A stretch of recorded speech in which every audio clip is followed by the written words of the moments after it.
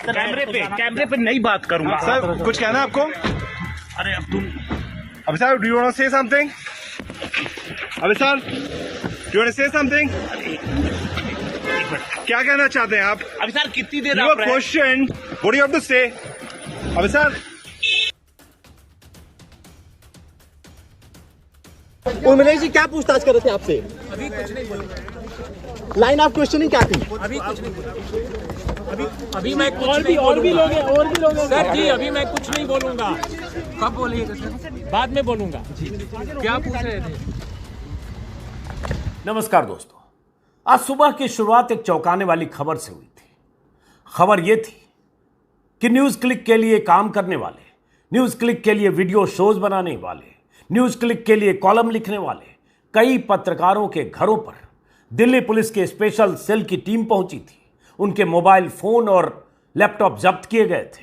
उनसे काफी देर पूछताछ हुई थी और उसके बाद कुछ देर बाद खबर आई कि उन तमाम पत्रकारों को, 8 या 9 पत्रकार, उन्हें दिल्ली पुलिस स्पेशल सेल के दफ्तर में ले गई है। लेकिन शाम होते होते खबर यह आई कि उन सबों को छोड़ दिया गया है। अभिसार शर्मा करीब करीब 10 घंटे बाद स्पेशल सेल के दफ्तर से बाहर निकले। उनकी तस्वीर स्क्रीन पर आप देख रहे हैं। उनसे वहां जो संवाददाता पूछताछ कर रहे थे या जानने की कोशिश कर रहे थे क्या हुआ, उन्होंने जवाब तो नहीं दिया। लेकिन उन्होंने घर पहुंचकर अभिसार ने 7:35 पर ट्विटर पर बताया, after a day long interrogation by Delhi special cell I am back home. दिन भर की पूछताछ के बाद मैं घर आ गया हूं। Each and every question posed will be answered. सारे सवालों के जवाब दिए जाएंगे। नथिंग टू फियर, डरने की कोई बात नहीं है। And I will keep questioning people in power and particularly those who are afraid of simple questions. मैं लगातार उनसे सवाल पूछता रहूंगा जो पावर में हैं और जो साधारण सवालों से भी डरते हैं। Not banking down at any cost. 7:35 पर वही अभिसार शर्मा, जिनका अपना यूट्यूब प्लेटफॉर्म है, करीब करीब 3 मिलियन उनके फॉलोअर हैं, लाखों लोग हर रोज देखते हैं, न्यूज क्लिक के लिए कुछ कार्यक्रम बनाते हैं, डिबेट करते हैं या शोज करते हैं।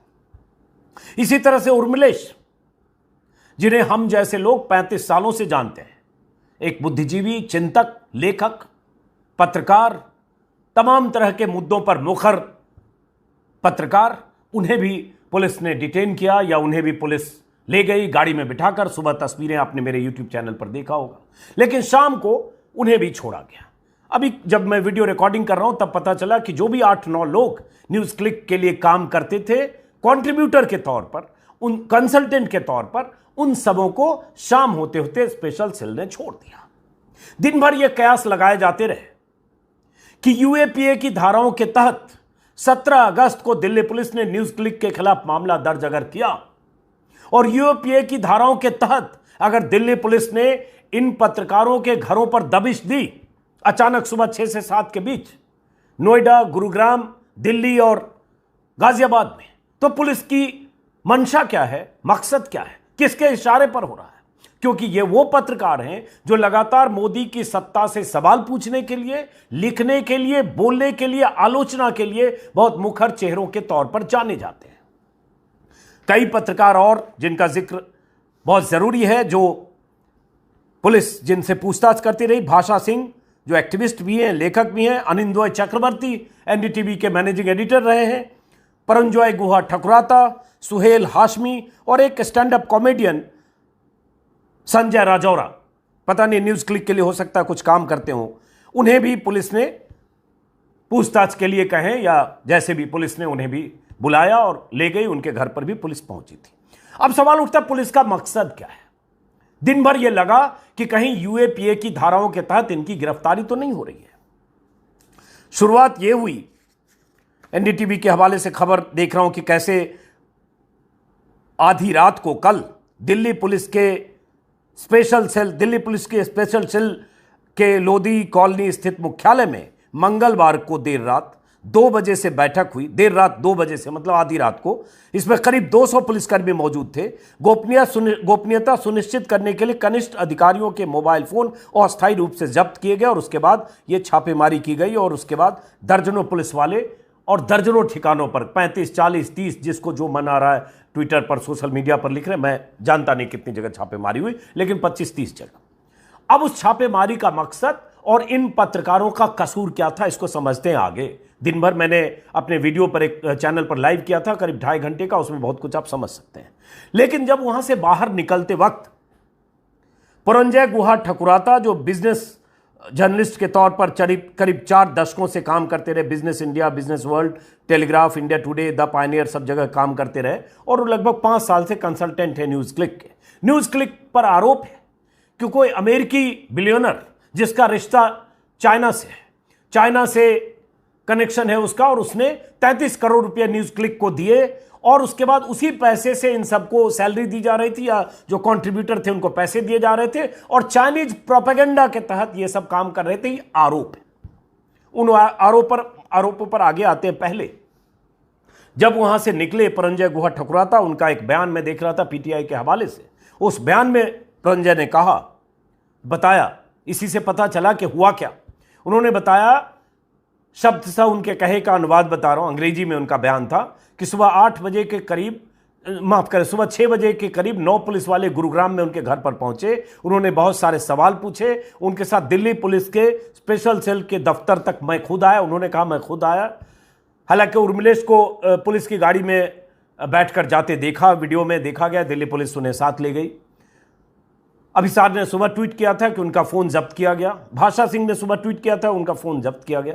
पुरंजय ने आगे कहा कि करीब 8:30 बजे वो स्पेशल सेल के दफ्तर पहुंचे। शाम को करीब 6 बजे तक उनसे पूछताछ होती रही, यानी 11 घंटे, लगभग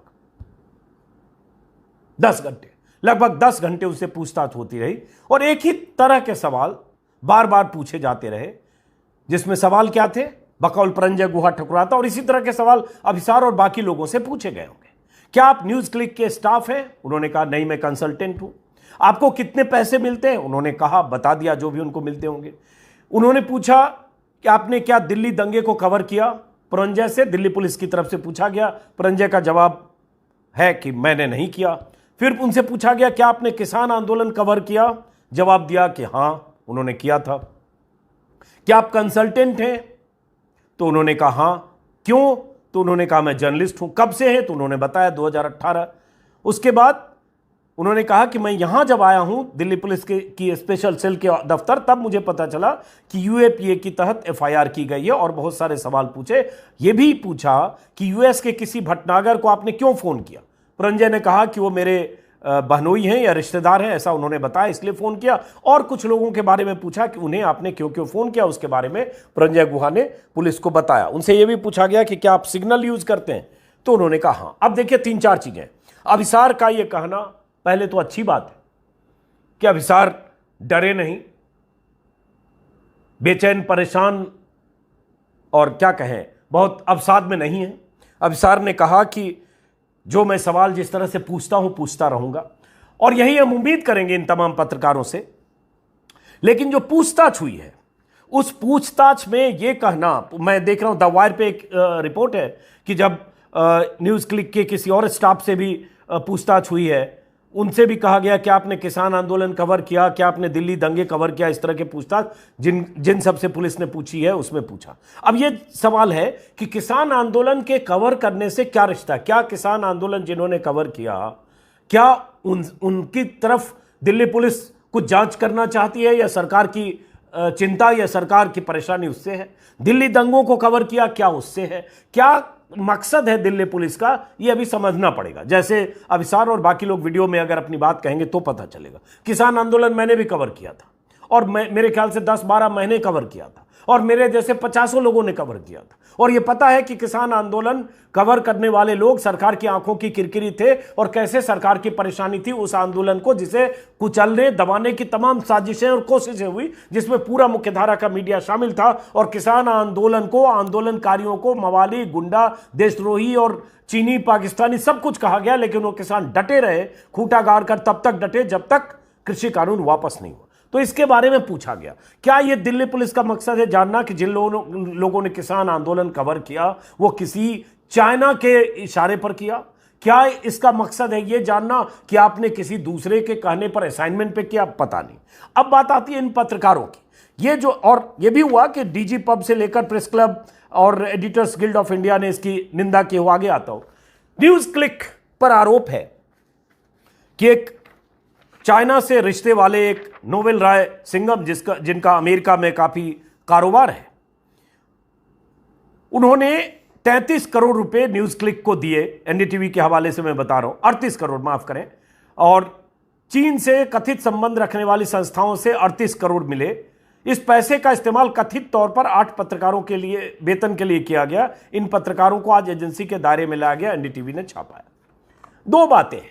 न्यूज क्लिक पर अगर आरोप है कि उसे 38 करोड़ मिले, वो 38 करोड़ चाइना के थ्रू मिले, चाइना से कनेक्शन रखने वाले किसी उद्योगपति के थ्रू मिले, किसी कारोबारी के थ्रू मिले, किसी एजेंट के थ्रू मिले, किसी ऐसे शख्स के, नोवेल राय सिंघम जो नाम आ रहा है, ऐसे शख्स के थ्रू मिले जो जिनका चाइना के पॉलिटिकल या आर्मी एस्टेब्लिशमेंट से जिनका रिश्ता है। इसकी जांच सरकार करे, इसकी जांच एजेंसियां करे। 2021 से मामला है, अब तक 2 साल में सब कुछ हो जाना चाहिए था। लेकिन उस संस्थान में काम करने वाले, काम वो भी कंसल्टेंट के तौर पर, या शोज करने वाले, या वीडियो बनाने वाले, या लिखने वाले, उन पत्रकारों को निशाना क्यों बनाया गया, यह समझने की जरूरत है। और यही सवाल है कि उन पत्रकारों का कसूर क्या था। अब बहुत सारे लोग, आज दिन भर हम लोग बात करते रहे, और अभिसार शर्मा को हम सब लोग कई सालों से जानते देखते हैं, आप भी जानते होंगे दर्शक के तौर पर। आज तक में रहे, एबीपी न्यूज में रहे, जी न्यूज में रहे, कई चैनलों में रहते हुए, और अब मेरे ख्याल से 3-4 साल से, जब एबीपी न्यूज आखिरी नौकरी थी, उसके बाद न्यूज क्लिक के लिए कुछ दिनों से काम पहले शुरू किया, और अब उनका अपना यूट्यूब प्लेटफॉर्म है। अगर अभिसार शर्मा न्यूज क्लिक के लिए वीडियो या शोज करते हैं, उसके बदले उनको एक्स अमाउंट मिलता है, मुझे नहीं पता कितना मिलता है, बट कोई अमाउंट मिलता है, तो क्या ये कसूर है? और क्या इस आधार पर पुलिस उन्हें गिरफ्तार कर सकती है, या उनके खिलाफ मामला दर्ज करके, या उस तरह से उन्हें टॉर्चर या परेशान कर सकती है? दूसरा कि उर्मिलेश को हम सब लोग 30-35 सालों से जानते हैं, सब लोग जानते हैं, दर्शक के तौर पर आप भी जानते होंगे, लेखक, बुद्धिजीवी, चिंतक, पत्रकार, सब।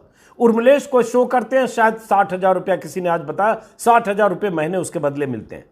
अब 60,000 रुपये मिलते हैं किसी संस्थान में, और उसके बदले शोज करते हैं, और उर्मिलेश को उठा लिया जाए, या कल को उर्मिलेश को यूएपीए में बुक कर दिया जाए कि न्यूज क्लिक में पैसा कहीं से आया और वो पैसा आपको दिया गया, तो इसको समझने की जरूरत है। पहली बात कि न्यूज क्लिक पर अगर मामला सितंबर 2021 से है, तो अब तक 2 साल में यह मामला वहां तक क्यों नहीं गया कि न्यूज क्लिक के खिलाफ कार्रवाई होती? आप सारी कार्रवाई पब्लिक डोमेन में आप सब लाइए, और उसके बाद जांच से दूध का दूध, पानी का पानी हो। लेकिन अभी टाइमिंग, जब अभी 2 महीने बाद चुनाव है, अभी टाइमिंग जब 6 महीने बाद चुनाव है, अभी टाइमिंग जब ये सब लोग मुखर होकर सरकार और मोदी सरकार की नीतियों पर सवाल उठाते हुए वीडियो या वेबसाइट पर लिखते हैं, तब अचानक पुलिस की सक्रियता यह होती है कि यूएपीए में अगस्त में मामला दर्ज किया जाता है, न्यूयॉर्क टाइम्स में खबर छपी उसके बाद, और उसके बाद सक्रियता यह कि उन पत्रकारों तक पुलिस पहुंच जाती है। इस पर बहुत सारे लोग लगातार यह कह रहे हैं कि इसके पीछे मंशा और मकसद इन पत्रकारों को डराना, दबाव में लाना, और जिस तरह से सरकार बेचैन है कि डिजिटल और सोशल मीडिया पर ऐसे लोग हैं जो सरकार के दबाव में नहीं आते, सरकार के शिकंजे से बाहर हैं, या सरकार की चापलूसी नहीं करते, क्योंकि दुनिया जानती है कि 90% न्यूज चैनल सरकार के लिए चाटुकारिता करते हैं, सरकार के एजेंडे के हिसाब से काम करते हैं। उनको पब्लिक से मतलब नहीं, उनको सरकार, मोदी, शाह, अमित शाह, प्रधानमंत्री और योगी से मतलब है। लेकिन वो लोग जो डिजिटल प्लेटफॉर्म पर हैं, वो सरकार की मुसीबत बने हुए हैं, या कहें सरकार के लिए सरदर्द बने। शायद यही वजह तो नहीं, और इस वजह के अलावा कोई दूसरी वजह समझ में नहीं आती। अब जो लोग, जिन्हें पुलिस ने बुलाया या घर से ले गए, या जिनके मोबाइल जब्त किए, सवाल यह है कि किसी का मोबाइल, लैपटॉप, मेरा ही लैपटॉप अगर जब्त करते हैं, मोबाइल जब्त करते हैं, इसमें बहुत सारे पर्सनल डेटा है, इसको लेकर सुप्रीम कोर्ट की गाइडलाइंस, और पत्रकार 50 लोगों से बात करता होगा। लेकिन अगर आप इस तरह से करते हैं तो इसका मकसद क्या है? जिस ढंग से अचानक धमके, और एनडीटीवी की इस वेबसाइट की खबर के मुताबिक, अरविंद गुणशेखर ने खबर लिखी है, सूर्यकांत पाठक की भी खबर है, उस खबर के मुताबिक कि मंगलवार की रात 2 बजे अगर मीटिंग हुई दिल्ली पुलिस के स्पेशल सेल के दफ्तर में, और 200 पुलिसकर्मी, गोपनीयता सुनिश्चित कि कैसे इनके घरों पर छापे मारे जाएंगे। क्या ये सब आतंकवादी है? क्या ये चाइनीज एजेंट हो सकते हैं? क्या ये देशद्रोही काम करेंगे? ये सोचने समझने की बात है। दर्शक के तौर पर आप भी समझेंगे, आपको बात समझ में आ जाएगी। लेकिन मैं अगर किसान आंदोलन की स्टोरी मैंने की, अगर किसी ढंग से फंसाया जाए कि ये किसान आंदोलन इसलिए कवर कर रहे थे क्योंकि इन्हें कहीं से पैसा आ रहा था, तो इसका कोई इलाज नहीं है। अगर शाहीन बाग में जो धरना प्रदर्शन हुआ या दिल्ली दंगों में जो नाइंसाफियां हुई या दंगे में पुलिस की भूमिका को लेकर कोई सवाल उठे, अगर वो स्टोरी की रिपोर्ट किया, तो आप क्या इस तरह से फंसाने की कोशिश करेंगे कि आप विदेशी प्रोपेगेंडा के तहत कर रहे थे? तो ये आने वाले समय में अभी देखना होगा कि इसके पीछे मकसद क्या है। अब मैं देख रहा हूं बहुत सारे एजेंसियों ने माफ करें, बहुत सारे संगठन ने, पत्रकार संगठनों ने इस पर एतराज जताया है। जैसे डीजी पब, जो डिजिटल जितने प्लेटफॉर्म है उनका एक संगठन है, उसकी तरफ से कहा गया है कि डीजी पब ऐसे मामलों में जिस ढंग से पत्रकारों के डिवाइस और ये सब जब्त किए गए, पुलिस स्टेशन ले जाया गया क्वेश्चनिंग के लिए without prior notice and in violation of their right to life and liberty, ये गलत है, इसकी निंदा की है डीजी पब की तरफ से। वैसे ही जो एडिटर्स गिल्ड की तरफ से कहा गया है कि हम सरकार को याद दिलाना चाहते हैं कि लोकतंत्र में स्वतंत्र मीडिया का अपना महत्व है, चौथे स्तंभ का सम्मान और रक्षा की जाए, एडिटर्स गिल्ड की तरफ से बयान दिया गया। हालांकि आपको पता होगा कि एडिटर्स गिल्ड के 4 एडिटर मणिपुर गए थे, मणिपुर की ज़मीनी हकीकत को बताने के लिए, देखने के लिए, ग्राउंड रिपोर्ट करने के लिए, और उन्होंने 20-22 पन्ने की रिपोर्ट तैयार की। उनकी रिपोर्ट जारी होते ही एडिटर्स गिल्ड के 4 संपादकों के खिलाफ मणिपुर में एफआईआर दर्ज हुई, और एफआईआर दर्ज ऐसी धाराओं में हुई कि उनकी गिरफ्तारी हो सकती थी। उन्हें सुप्रीम कोर्ट की शरण लेनी पड़ी और सुप्रीम कोर्ट ने उनकी गिरफ्तारी पर रोक लगाई, क्योंकि उन्होंने मणिपुर में जो छिपाया जा रहा था, सरकार की नाकामी, वो एक्सपोज किया उन्होंने अपनी रिपोर्ट में। तो ये तो इस दौर की बात है। अब बात, बहुत सारे लोग, जिन लोगों से हमारी बात हो रही है, सुबह से, मैंने सुबह के वीडियो में भी कहा था कि जैसे यह खबर आई कि ट्विटर पर, सोशल मीडिया के जरिए कि कुछ पत्रकारों के घरों पर छापे मारे जा रहे हैं, मेरे जैसे लोगों के पास भी बहुत फोन आने लगे लगातार कि आप ठीक तो हैं, आप सुरक्षित तो हैं, आपके घर तो पुलिस नहीं पहुंची। तो ये डर का ऐसा माहौल है, ये क्यों है? लोगों को लगता है कि ये सरकार एकदम असहिष्णु सरकार है, किसी ढंग से ये सरकार आलोचना सहन नहीं करना चाहती है, आलोचना करने वाले उनके लिए टारगेट हैं। और बीते कुछ सालों में ऐसी बहुत सारी चीजें हुई है जिससे यह बात साबित होता है कि चाहे मिड डे मील की रिपोर्टिंग करने वाले पत्रकार हों, चाहे बलिया के वो पत्रकार जिन्होंने पर्चा लीक कांड किया, चाहे द वायर के पत्रकार हों, चाहे स्क्रोल के पत्रकार हों, कई बार पत्रकारों के खिलाफ मामले दर्ज हुए हैं। और इंटेंशन ये कि जो भी इस दौर में पत्रकार मोदी, योगी, शाह की सत्ता की आलोचना करता है, वो इस सरकार की आंखों में खटकता है, क्योंकि फितरत हो गई है सरकार की और उन पत्रकारों की जो सरकार के साथ कदम ताल करते हैं, क्योंकि मोदी की आलोचना करना देश विरोधी गतिविधि में हिस्सा लेना है, ऐसा नैरेटिव बनाया जा रहा है। और बहुत सारे लोग आज खुश थे, चैनलों के एंकर्स लगातार ट्वीट कर रहे थे कि सही हुआ अभिसार शर्मा के साथ। अभिसार शर्मा को घोषित कर दिया गया कि देशद्रोही है, चीनी एजेंट है। अरे भाई, जिसको आप 20 साल से जानते हो, 25 साल से आपके न्यूज रूम का हिस्सा है, सिर्फ इसलिए कि वो आपके साथ आपकी तरह नहीं है, इसलिए आप ऐसी बात कह सकते हो किसी के लिए, क्योंकि आपको ये मुफीद लगता है। सरकार के साथ आपको खड़े होना है, पत्रकार के साथ नहीं खड़े होना है। ये दौर ऐसा हो गया। बहरहाल, तो ये खुशी की बात है। चलिए, शाम होते होते इन लोगों को जो खबर आ रही है कि सभी लोगों को लगभग घर जाने दिया गया है 10 घंटे 8 घंटे की पूछताछ के बाद, लेकिन ये मामला खत्म नहीं हुआ है। अगर धाराएं लगाई गई हैं, दर्ज की गई हैं, क्या किया गया है, ये अभी आगे पता चलेगा। तो ये साफ है कि आने वाला वक्त हम जैसे तमाम पत्रकारों के लिए बहुत ही खतरनाक संकेत दे रहा है। सरकार को ऐसे पत्रकार पसंद नहीं, और सरकार को पता है कि जब ऐसे पत्रकारों के खिलाफ गलत सलत धाराएं लगाकर भी फंसाया जाएगा, तो मीडिया का बड़ा तबका, मुख्य धारा की मीडिया का बड़ा तबका तालियां बजाएगा, जश्न मनाएगा और प्रतिरोध की आवाजों को कुचलने की साजिश में शरीक होगा। और यही वजह है कि जिस ढंग से पत्रकारिता में ऐसे लोगों को टारगेट किया जा रहा है जो लोग सरकार के लिए असहज आवाजों की तरह अपनी बात रख रहे हैं। तो इसलिए दर्शकों के तौर पर थोड़ी जिम्मेदारी आपकी भी है। सजग रहिए, सचेत रहिए और ऐसे लोगों की हौसला अफजाई करिए जो लगता है कि सरकार से सवाल पूछ रहे हैं। जैसे अभिसार ने आज कहा कि हम सरकार से सवाल पूछने का सिलसिला जारी रखेंगे।